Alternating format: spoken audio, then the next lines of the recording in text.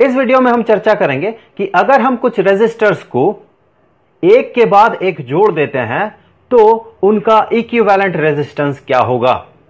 तो रेजिस्टर्स को एक के बाद दूसरे को जोड़ना, इसे हम टेक्निकली कहते हैं सीरीज कॉम्बिनेशन ऑफ रेजिस्टर्स। और इक्विवेलेंट रेजिस्टेंस से हमारा मतलब है कि अगर उस कॉम्बिनेशन के बदले हम कोई दूसरा रेजिस्टेंस यूज करते, अर्थात दूसरा रेजिस्टर यूज करते उसी सर्किट में, तो उन दोनों का इफेक्ट बिल्कुल बराबर होता। तो ये जो दूसरा रेजिस्टर है, इसी के रेजिस्टेंस को इक्विवेलेंट रेजिस्टेंस कहा जाता। तो हम इस पे चर्चा आगे करते रहेंगे इस वीडियो में। तो फिलहाल शुरू करते हैं। तो हमें करना क्या है, हमें कुछ रेजिस्टर्स को सीरीज कॉम्बिनेशन में अर्थात एक के बाद एक जोड़ना है। तो सबसे पहला रेजिस्टर, तो ये रहा सबसे पहला रेजिस्टर। मैं आपको बता दूं, ये जो मैं ड्रॉ कर रहा हूं, ये रेजिस्टर का स्कीमेटिक डायग्राम होता है। आप इसे सिंबल भी कह सकते हैं। तो आपको अगर ऐसा कभी दिखे तो आप समझ जाइए कि ये है रेजिस्टर।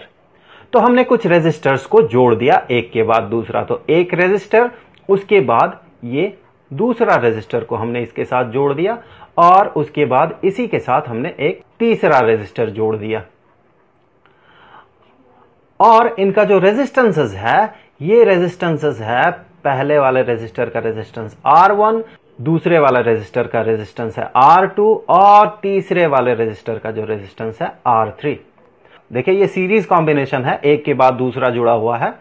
तो हमें इस सीरीज कॉम्बिनेशन का इक्विवेलेंट रेजिस्टेंस खोजना है।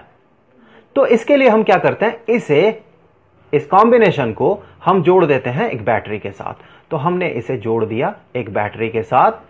तो एक एंड पॉजिटिव टर्मिनल के साथ और दूसरा एंड नेगेटिव टर्मिनल के साथ जोड़ दिया। और इस बैटरी का जो वोल्टेज है, अर्थात ये जो पोटेंशियल डिफरेंस है बैटरी के दो टर्मिनल के बीच, ये पोटेंशियल डिफरेंस है V। तो जैसे ही हमने V पोटेंशियल डिफरेंस प्रोवाइड कर दिया इस कॉम्बिनेशन में, तो यहां से देखें इस पॉइंट का और इस पॉइंट का जो पोटेंशियल डिफरेंस होगा वो भी V होगा। तो हमने इन पॉइंट्स को नाम दे दिया A और B, अर्थात A और B पॉइंट्स में जो पोटेंशियल डिफरेंस होगा ये भी होगा V। तो मैं इसे यहां लिख लेता हूं कि potential difference between A and B is equal to V।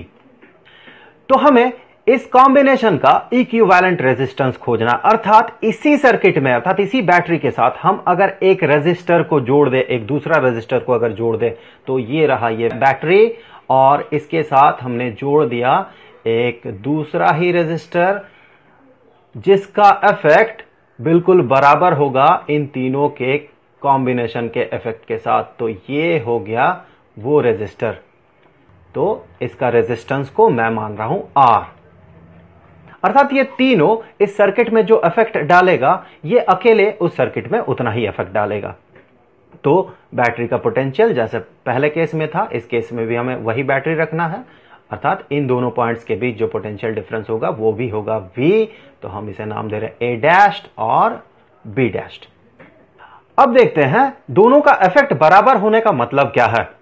दोनों का इफेक्ट बराबर होने का मतलब यह है कि अगर पहले सर्किट से, ये पहला वाला जो सर्किट है, इससे अगर करंट फ्लो करे I, तो इससे अगर करंट फ्लो करे I, तो इस दूसरे सर्किट में भी करंट फ्लो करेगा I। अब देखिए पहले सर्किट में ये करंट I बैटरी से निकल के A पॉइंट होते हुए, तीनों रेजिस्टर्स को पार करते हुए B पॉइंट्स होते हुए ये वापस बैटरी में चला जाएगा। अर्थात इस पहला रेजिस्टर को जो करंट पास करेगा वो भी होगा I, और इस दूसरे रेजिस्टर से भी जो करंट पास होगा वो भी होगा I, और इस तीसरे रेजिस्टर से भी जो करंट पास होगा वो भी होगा I। तो टेक्निकली अगर कहे तो सीरीज कॉम्बिनेशन का मतलब होता है, रेजिस्टर्स का सीरीज कॉम्बिनेशन का मतलब होता है कि अगर रेजिस्टर्स को हम कुछ इस तरह से जोड़ दें एक के बाद दूसरा, ताकि उनसे सेम करंट फ्लो करे, तो हम कहते हैं वो सारे रेजिस्टर्स सीरीज कॉम्बिनेशन में जुड़े हुए हैं। और साथ ही साथ दूसरे फिगर में देखें, यहां जो रेजिस्टर है इससे भी करंट फ्लो करेगा I। अब चलिए देखते हैं आगे। तो देखिए चूंकि ये एक रेजिस्टर है जिससे करंट फ्लो कर रहा I, तो इसके दो एंड में, जैसे कि यहां और यहां, इन दोनों पॉइंट्स में एक पोटेंशियल डिफरेंस होगा। क्यों? क्योंकि हमें पता है V is equal to I R. I अर्थात करंट का एक डेफिनेट वैल्यू है, इसका एक डेफिनेट रेजिस्टेंस है, तो इसके दो एंड में जो पोटेंशियल डिफरेंस होगा वो गाइडेड होगा V is equal to I R इस फॉर्मूले से। तो इन दोनों पॉइंट्स के बीच एक पोटेंशियल डिफरेंस होगा और इन दोनों पॉइंट्स के बीच पोटेंशियल डिफरेंस होगा और इन दोनों पॉइंट्स के बीच पोटेंशियल डिफरेंस होगा। तो हम कह सकते हैं वो सारे पोटेंशियल डिफरेंसेस हैं V1, V2 और V3, अर्थात R1 के दोनों एंड में जो पोटेंशियल डिफरेंस है वो है V1 का, R2 के दोनों एंड में जो पोटेंशियल डिफरेंस है वो है V2 का, और R3 के दोनों एंड में जो पोटेंशियल डिफरेंस है वो है V3 का। ये ऑब्वियस सी बात है कि V अर्थात पॉइंट A और पॉइंट B के बीच पोटेंशियल डिफरेंस वो बराबर होगा V1 plus V2 plus V3 के। तो इसी से शुरू करते हैं कि V जो कि बैटरी का पोटेंशियल डिफरेंस है, बैटरी के दोनों टर्मिनल का पोटेंशियल डिफरेंस है, ये बराबर होगा V1 plus V2 plus V3। अब देखिए इस V को हम क्या कह सकते हैं।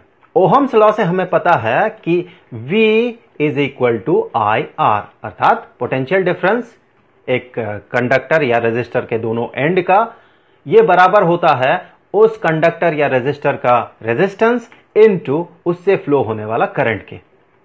तो यहां V का वैल्यू इस दूसरे फिगर से देखें तो यह हो जाएगा आई आर, ये करंट I और रेजिस्टेंस R।